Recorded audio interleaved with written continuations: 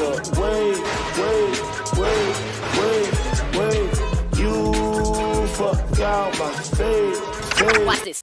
What it do, jive turkeys, and welcome back to the Controversy. I'm your host, Ian Elliott-Carter, and to the right of me, this is not an actual cow. Moo. No, this is a human being. Okay, I understand he looks like one, but this is not an actual cow. My man, this is one of the four nerds in a podcast. Yep, 4 nerds, 1 podcast. Four nerds, one podcast. Aren't you one of the founders? Yeah. One of the founding nerds. One of the founding nerds. Oh yeah, we're coming to you live. Thanks for having me on, man. Yeah, man, no problem, man. Tell me your name and tell them how to find you, man. I'm D Truth, the professional. You can find me on everything. D_Truth_music. Doing the music thing, doing the podcast recording thing. Absolutely. Doing the nerd thing. We out here. I told him to plug your stuff because this dude actually he produces great content. Oh yeah, I appreciate it. So that's why I had to do that quick plug for you before I forgot, man. Oh yeah. But enough of that. We are actually talking about one of the most funniest classic movies of all time. This is true. I'm talking about Friday, the first Friday movie. I'm not talking Freddy Krueger. I am talking Ice Cube and Chris Tucker. No Friday. 13th. Woo! One of the most quotable movies of all time. Yep. One of the funniest movies of all time. One of the movies that still holds up. Rewatchable. Had 2 funny sequels, by the way. The first one's still a classic. Where were you when you first saw Friday, brother? I was in Chicago, South Suburbs, so Burnham, Illinois. Okay. For those in the know, Burnham, Cal City, kind of South Suburbs area. Cal City. So I had to be. people. Oh yeah. It's wild out there, man. It's wild. But I had to be like. It was definitely like first grade, second grade, something like that. So definitely didn't see it in theaters. Definitely was at home. Definitely one of those VHSs, that was laying around in the crib. Were you allowed to see it? So I was not disallowed. I'm sure, like if I talked to my mom now, she would be like, I probably wouldn't have let that. But like, it was reckless in there. It was reckless in there. So yeah, I was watching it. My older brother, he's 7 years older, so he put it on a few times. So I don't think I was allowed, but it happened multiple times. I think I saw it later in life. Not too later in life. I think around middle school, like 6th grade. I think that was the first time I saw it, which I was in 6th grade in the year 2001. And this movie came out, I believe, 95-ish or 90, something like that. So I saw it later on in life, but it was one of those situations where they played it like on BET or WGN or something like that. My mom wasn't home, and I was like, "What in the world is this?" And I didn't know anything about marijuana. I didn't know nothing. I'm just watching it, and I'm laughing. I'm laughing my butt off because I know. First of all, I know I'm not supposed to see it, so this makes it even better. I'm pretty sure that this movie probably taught me what weed was. Looking back, I only just realized this just now. Like this movie taught me about weed back when I didn't even know what it was. Yeah. I knew he's getting high, but like I didn't know it either. Oh, wow. I didn't know it either. This is probably my first exposure. I didn't know exactly. I was saying like you. I was like, I don't know what they're doing. I mean, they're talking about getting high, and they mentioned high and weed many times, but still, as a kid, you're like, what are they doing? Is this a cigarette? Thank you, he got fired on his day off. What's going on? Still in boxes, right? So much quotable lines, oh my man. God, yeah. I love the fact that this took place in like one whole day. Just one day. And Ice Cube said many times in interviews, like, these movies in the hood, they don't have to be gangster. They don't have to be, like, serious and thuggish. There was fun days in the hood. It was funny. We had good times. And this is what brought out the script of this. This was Chris Tucker, I believe, his first movie. And he said multiple times in the interview, too, like, he didn't know how to be Smokey. He was just being himself.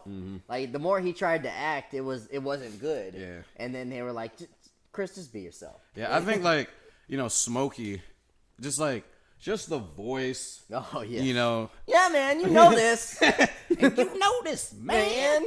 Oh man, I would be trying to do that Chris Tucker Smokey, like, man, I ain't never got 2 things that match. Peanut butter, no jelly, ham, no burger.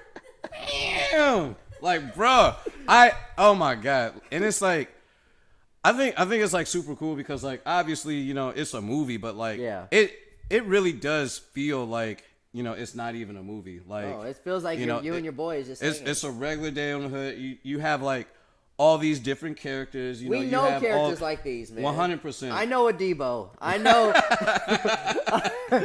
straight up. I know a Smokey. I know a Debo. I know what's the crackhead chick that keeps coming around? Or Felicia. We all know. Bye, Felicia. We all know Felicia that just keeps asking you for stuff. You know, I know all these characters. It's so crazy how relatable this movie was. Yeah, man. and it's like, and for like Ice Cube, right?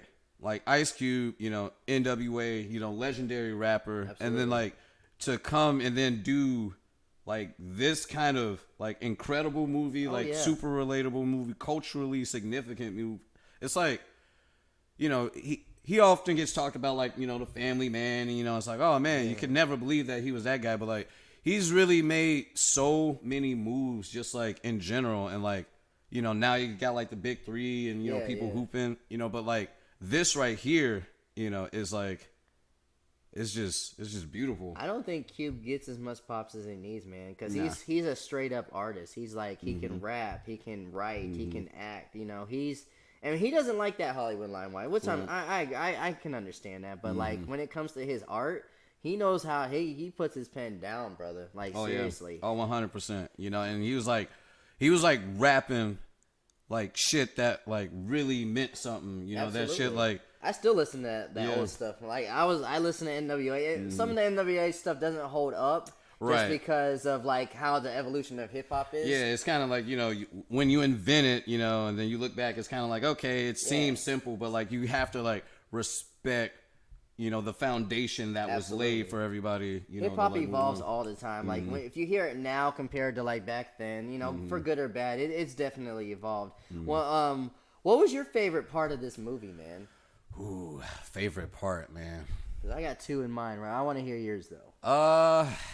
So I really like the John Witherspoon, you know. Oh yes, rest in peace, John Witherspoon. R.I.P. You like body. his speech or about fighting? So definitely that part, you know. I was gonna say like you know, so definitely like the, you know, it's like what he's like, put your dukes up, you know. Now you're a man, you know. You think you're a man, and it's like he was funny like the entire movie. Line. He was funny like bodying it, and then like in that like it just switched to like the realest, believable. Real, like, because what I was gonna say is like, you know, every time I'm in the kitchen, you in the kitchen eating up all the goddamn food. It's just like classic, you know, and like him in the bathroom, it's like, Greg, come in, you know, and so like, but so definitely those parts, but yeah, I didn't even think about just like how like the range that he went through, like even in the same movie, because like that was real. That was like some real shit. Yeah, no, you know, that's a real thing. Like, look, you have a problem with somebody.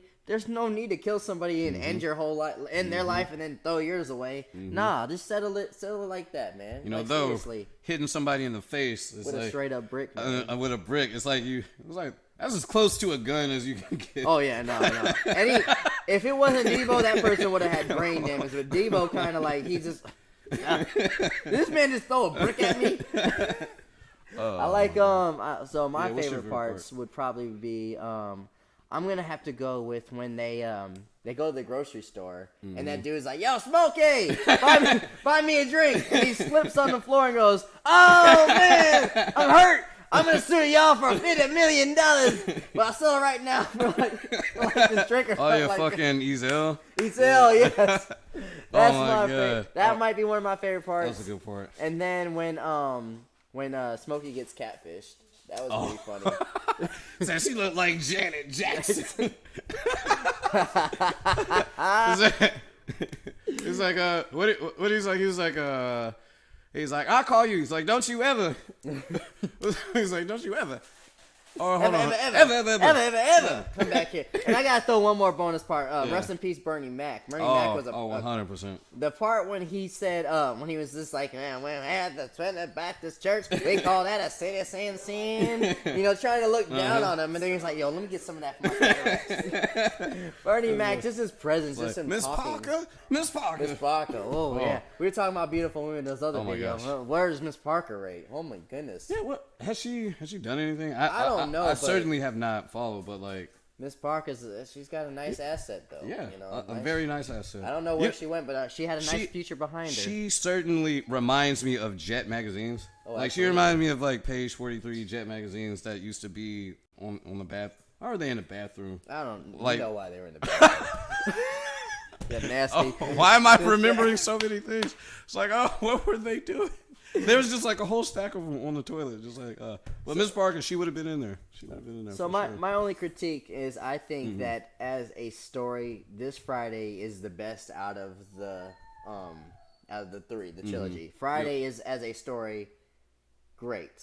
No, yeah, as a story, great. This is my only critique though.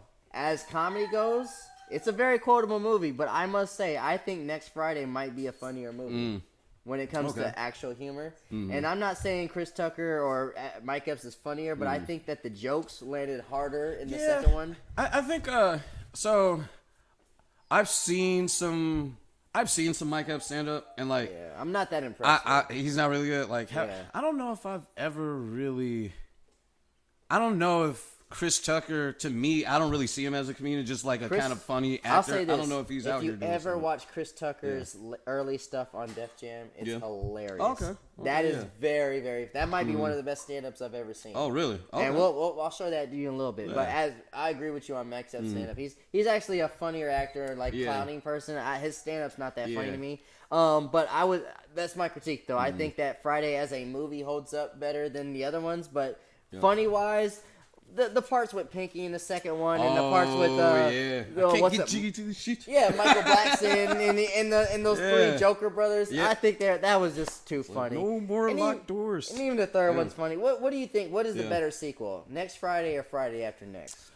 And I think all three of them are good. I enjoyed all of them. I think like which one hit to me most was Next Friday. I mean, I like Friday After Next. Holy moly donut shop. Say it with me. Holy moly donut. Like I like them both, but I do think like I mean, Friday After Next was cool, but I'm gonna have to go. I'm gonna have to go with Next Friday. Next Friday. Yeah, I got you. I'm gonna have to go with Next But we're Friday. both in agreement. As a story though, it can't beat the classic. Yeah, but Friday, for what it's worth, I mean like that's really good trilogies and like. Oh, absolutely. I mean.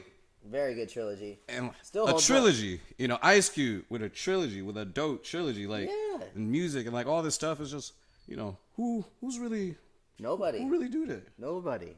That's range. That's range. Hey man, listen. Do you think Friday still holds up? Do you like the Friday trilogy? What do you guys? What is your favorite Friday quote? Let us know in the comments. Love, peace, and chicken grease, and please like and subscribe to this channel and let us know how you feel. If you got anything you want to suggest us to review, let us know, and I will be happy to review it. Much love. Peace.